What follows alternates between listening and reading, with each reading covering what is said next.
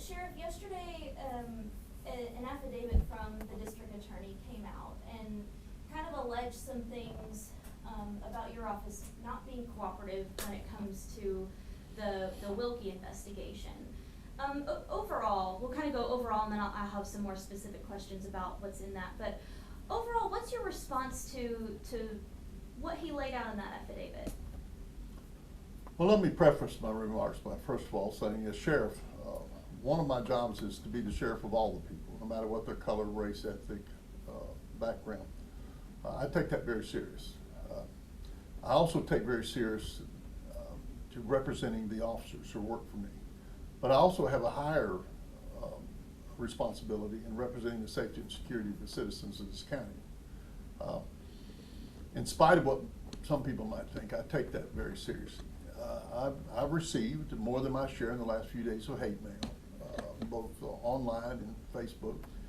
I'm amazed at the number of people who have written me letters, hate letters, by looking at a few minutes of videotape and decide they know all the answers, and that the best thing I could do is go out and shoot myself. I expect that. It comes with the job. It's frustrating to me that people will not let due process work, except it's when they're the ones who are being accused. All I've ever asked for from the beginning of this is due process, whether it falls against my officer or not. And I will state again, I will not judge an officer till the courts tell me that the officer or investigations show that these officers did wrong, regardless of what you see on video. We live in a day and age where we rely far too much on a few minutes of video, when in fact there's a lot more, including more video sometimes, to be seen. I have to always say that, because we do live in a day and age where people get very emotional without understanding that you have a court, you have juries, you have processes you need to go through, and I'm always going to come down the side of that. Secondly, I would say the district attorney is a very powerful person in this county, be it male or female, and they represent the prosecution end of the county. They are there to look out that justice is be done, and I recognize that Neil Pinkston is very smart and very good at what he does. But a sheriff is also a very powerful person in the county. In fact, he basically is the top cop when you look at the fact that he represents every jurisdiction within the county, not just the city of Chattanooga, or not just unincorporated, or not Red Bank. He is the sheriff anywhere in the county. I'm amazed sometimes at the number of people who were talking about it, and they'll say, well, I can't vote for the sheriff because I live in the city. And I'll say, well, what county is the city in? It's Hammond County. Guess what? The sheriff is all over the county. And I certainly don't minimize the fact that I'm not the best funded or the most officers. The city is there. The city has their troubles, we have our troubles. The DA and I ought to be hand in glove. We ought to be able to sit down and work through these things. I have been upset with the DA. And what I would like for to do is the DA to hold out an olive branch and say, I'm going to sit down with the sheriff and talk about these issues so that we can sing off the same page. I have not felt that he's been willing to do that to this point. So I felt like I had to take this position because I cannot speak out about the case, even as there are certain things he can't speak out. What he did in that affidavit is highly unusual for him to go on record for the plaintiff in a case, when I think that's beyond the scope of what he ought to be doing. He's probably going to disagree with me. Yes, we have a total different view of what happened in this particular case. We'll never adequately explain it in the media. It's too complicated, from all the way from the fact that what actually happened in those cases to what happened to the software program that went awry that we had. It's almost like a comedy of errors. But I can tell you, anybody who's a professional IT person who looks at this will tell you this was a software fault that came from the manufacturer, had nothing to do with us, had nothing to do with any other department. You can't explain that in the news media. In fact, very frankly, I plan to release a statement from an official IT person on what went wrong and whose problem it was. And it's not the problem of the Hammond County Sheriff's Department or the District Attorney's Office or anybody in this county. It's a vendor issue, but it is what it is. A lot of tape was lost. Nothing was lost in terms of Mr. Wilkie. There were subsequent tapes the DA asked for later that were lost because he didn't ask for them at that same time. He will have a different spin than that. That's why I'm saying what needs to happen here is both of us need to shut up in the news and sit down in each other's office and solve this problem. I'm willing to do that. Your question goes more to the affidavit that he submitted. Again, I'm not going to rehash that. I wasn't there. I disagree with the stand he took. He'll probably tell me that's his privilege, and it is. It's his privilege to dismiss a case. He did so. He's done it more than once. I contend that the people need to see what a judge does with it. This should have gone for a preliminary hearing.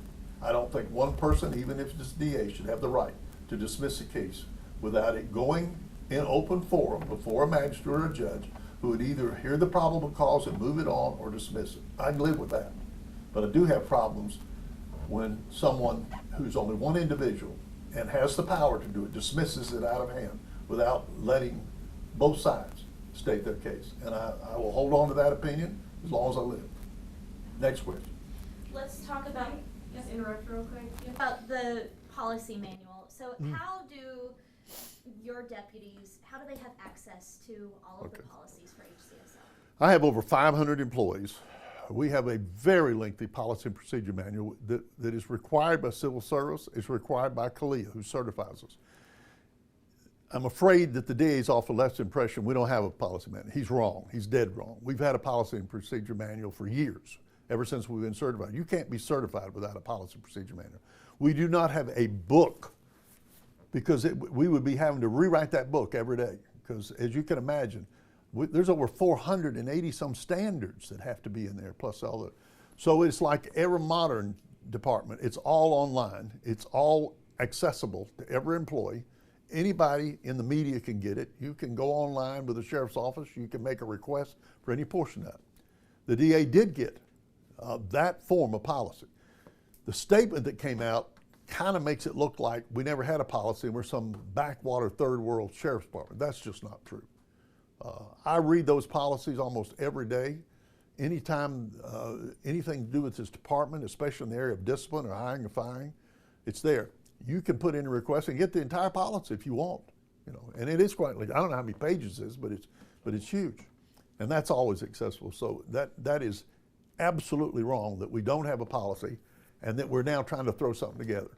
I can tell you, every year we've been certified by CALEA, there's no way they would have certified us without them having access to that policy and procedure. Every single officer I owe not only has policy and procedure aspect, but every week when I have a command staff meeting or every other week, as soon as that command staff's over, those minutes are released to every single person who works in this sheriff's department through email. They can see everything we do. They can send an email to their sheriff. So to leave the impression that we're a third-rate police officer is just wrong. One of the things that the DA wrote is he feels like someone is intentionally making it more difficult than necessary, and alleges that there's someone in the sheriff's office that's trying to slow down their investigation. I'd be glad if you'll give me a name to run that to ground for him. I disagree with him. I think, again, people don't always understand the volume of requests we get, and we do give priority.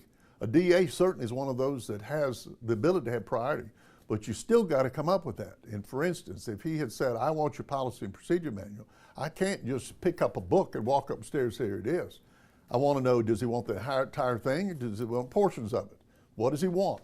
How soon can we get that printed off and get up to him? But it's wrong to suggest that I've got anyone in this department that is slow walking. I'd be an idiot to do that with the district attorney. I recognize his power and I recognize his authority, but I think the simplest thing that could happen is that the DA is willing to come sit down with me. He parks downstairs near where I do. He walks by this office every day. I cannot tell you when he stepped in here. Almost every time is when I go up there because I say I need to talk to you. Now, he's been gracious enough to see me every time I've asked for that. But we ought to have a better relationship than that. We ought to be able to sitting down on a regular basis and looking at issues that are a problem and working out solutions. I have not felt that I've had that opportunity with the DA. Gotcha.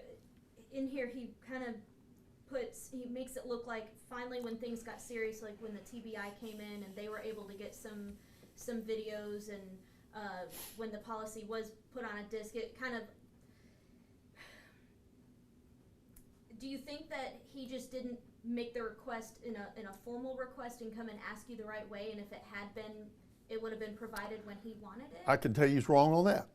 When it became apparent that what he needed was to be able to download hundreds of hours, and by the way, his affidavit claims that we said it'd take 128 days. We never said that. We said 120 to 180 hours. There's a big difference in hours and days, because you're talking about literally hundreds of hours of videotapes from every officer that's out here. What he requested originally was those on the subject, Daniel Wilkie. Those were made available to him. Those were never corrupted. They were never lost.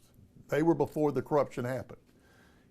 Subsequent to that, when this thing began to heat up later, months later, when he requested more information, that information was gone. That was part of that corruption.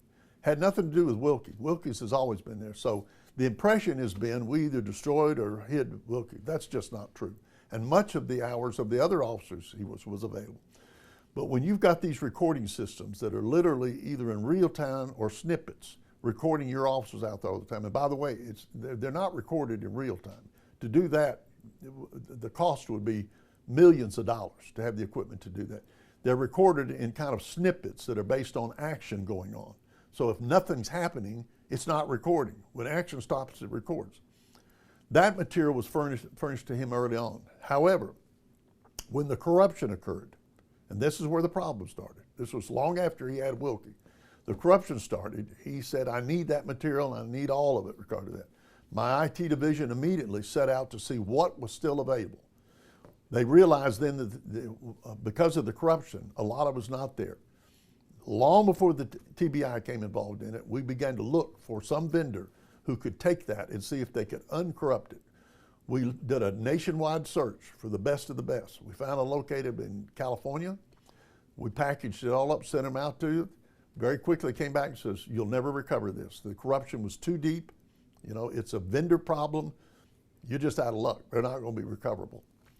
There were certain aspects of other tapes that the DA wanted that we said, we think we can supply them, but we're going to have to do it in such a fashion. Nope, I need them now, and I need enough laptops to be able to have my staff review them. I don't have those laptops. I don't have that. We did suggest that the TBI come in here assist because they have laptops and equipment we don't have. They graciously agreed to come. But they didn't come in here and take over the opportunity to get it. They sat down with my IT, and together they both worked it out and supplied the DA what he had. So this is, again, it's a half-hearted innuendo that we were attempting to slow down Walker did it. That's just not true. Where did you and Pinkston ever have a better relationship than what it is now? Or was there a point where you could say, yeah, the breakdown kind of started happening here? Mm-hmm. The general has a unique personality. He's not one to talk much. He's excellent in the courtroom. He's been a good DA when it comes to the law, but he's not a people person. I don't mind telling you that. He doesn't like to deal. He's an elected official, but he doesn't do a whole lot of participating in politics. Not that he needs to as a DA, except when it's time for re-election. But the general is not one to sit down and talk to you. You have to almost get in line and beg his attention, and I don't know any other way to put it. And I know that'll make him mad, but I'm saying he and I, at our both positions elected at the level, we ought to be talking regularly. The mayor and I meet and talk regularly. The mayor's a powerful person. The mayor and I sit down on a regular basis and discuss problems. I have not been able to do that. The chief of police in the city, and the district attorney, and myself, and maybe other chiefs, but mainly it's city and county. We need to be in the same room sitting down talking over a lot of these things. And some of them will be pretty tight talks because I'm going to defend my people. And my end, he's going to defend his position as district attorney. And once again, I am not trying to tell him how to do his job, except in one aspect. I would ask him to respectfully do not just out of hand dismiss cases without the public being able to see that a magistrate or a judge heard a preliminary hearing who agreed with what the DA's doing. But when you have the ability to say, nope, I don't care what anybody says, I'm dismissing, that's the end of it. That's just not right in anybody's book. Those are all my questions about the affidavit. Is there anything else on that topic that you'd like to add? It's a tough case. There's a lot of elements to it. A lot of it will never come out till it makes it to the courts, and the courts hear the case, whether it's a criminal case or the civil side. One of the advantages of a defense lawyer has is they can put articles in the paper every day. They can make all kinds of allegations. That law enforcement can't do that. we're bound by the county attorneys to keep our mouth shut in cases. That's extremely, extremely hard for me to do. It's probably the most stressful part of my job is not being able to respond to what a lawyer can get out there and say until it comes to court. 9 out of 10 times when it comes to court, it washes out to be half of what that lawyer is posturing for because they want to get the case, especially from a civil side. They want to win judgment. I understand that. What's equally frustrating to me is when only half the story is told in whatever form of the media. And you get these people out here that watch 5 minutes of video and decide they know all about the law, and the best thing the sheriff could do is go out here and hang himself, and we ought to fire everybody. That absolutely devastates police officers. Do we have room for improvement? Absolutely. That's why we have CALEA. CALEA comes in, they look at us, they say, okay, you do real good here, you need to beef up there. I'm the first one to tell you that I am not going to disrespect any race. I'm not going to disrespect any ethnic group, or from whether it's a man's job or a woman's job. I've always taken the position that I value people's ability to rise to their level of competence, whether it's their job or their pay. I run my department like that. I'm the one that pushed hard under another sheriff when I was chief deputy to get civil service. Civil service is one of the best things we've ever had to protect people's rights. But it absolutely ties my hands in being able to do certain things. But I think it's worth it for the men and women who work for this agency. So CALEA's here, they're doing their examination. I can tell you I'm already told how the other side is loading up calls, say what a terrible sheriff I am. They may praise you one day, but fame is fleeting when you're in an elected position. I know that. But also I know my own strengths, and I know at the end of the day, and I tell everybody this time, my whole career is based on biblical principles, and a lot of people don't like to hear that. I believe that the Bible lays out groundwork to whether you're a good cop or a bad cop, whether you're good or bad at whatever you do. I go to bed at night and sleep peacefully because I try to use my career based on what are biblical principles about what's right and wrong. That doesn't look at you in terms of race or creed. I desperately need African American employees. I desperately need female employees. I desperately need Hispanic employees and other minorities. I've got, I think at last count, 30 jobs begging for somebody to apply for it. They either won't apply because they say, I ain't being a policeman with what's going on, or they won't apply because they say, well, it's rigged and I couldn't get it anyhow. You never know till you apply. There are young men and women, and I'm going to pick on especially young African American males, which we really need, and females. We're very short. Studies indicate that females do a lot better on disorderly conduct things and lowering the temperature when they're out there on a case. Unfortunately, I don't get that many women who request to become police officers. They're going to get that opportunity if they come see me and apply. Now, they got to pass state law. They got to pass the psychological. That's for the safety of the public. Jim Hammond is not somebody who's a racist. He's not somebody who's going to stand in the way of anybody getting a job. I'm getting ready to hire legal counsel for the Sheriff's Department. We've never had it here. Knoxville's got 3 lawyers in their Sheriff's Department. Why do sheriffs have so many controversial issues? Primarily because they run a jail. Other police departments don't. 3/4 of my complaints come through the jail. Most of them wash out as non-existent. The courts say no. Nothing to look here, folks. Just somebody wants to either get out of jail or get money because they got put in jail. The public, when they watch those cases, they usually, when it's all over, says, well, I didn't know that, but that's true. We lose some. We have to pay judgment. I talked to the county attorney this morning in terms of a case that was settled, for $25,000. And I thought, were we guilty? He said, no, we weren't guilty, but it would have cost us twice to litigate. It's easier to settle. So some cases, it's one of those things, neither side admits it. Somebody gets $25,000, we move on. If you take it to court on principle, now the taxpayers have spent $50,000. They may win it, they may not, that kind of thing. So there's a lot of things that go on that I wish the public would take a breath and say, look, I'm hearing 1 or 2 sides of this. I'm gonna wait till it's all over, and then if I think the sheriff needs to go out and hang himself, then I'll tell him that. That's not gonna change. I'm very tempted to answer a lot of these people that will give me an address, but it would serve no purpose. I might all I do is make a matter. And you know what really bothers me about this particular case? Half the mail I'm getting is coming from out west, up in New York, where this case never even surfaced in terms of the news. But I know it's a concerted effort to try to get public to say we've got a terrible sheriff and we've got a brutal, racist sheriff. That tape looks bad. I'll be the first to tell you.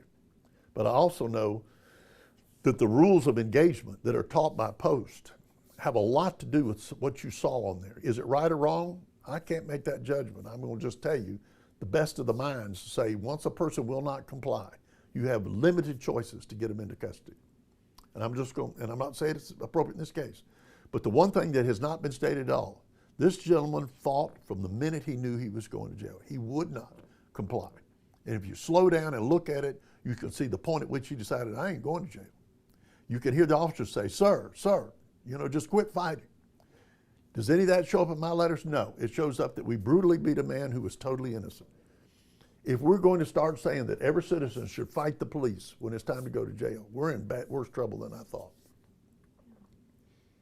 And you know why so many officers show up? Because so many officers are getting killed when it's just one-on-one. So these officers are trained to back up somebody when they hear a call with getting out of the person, if at all possible.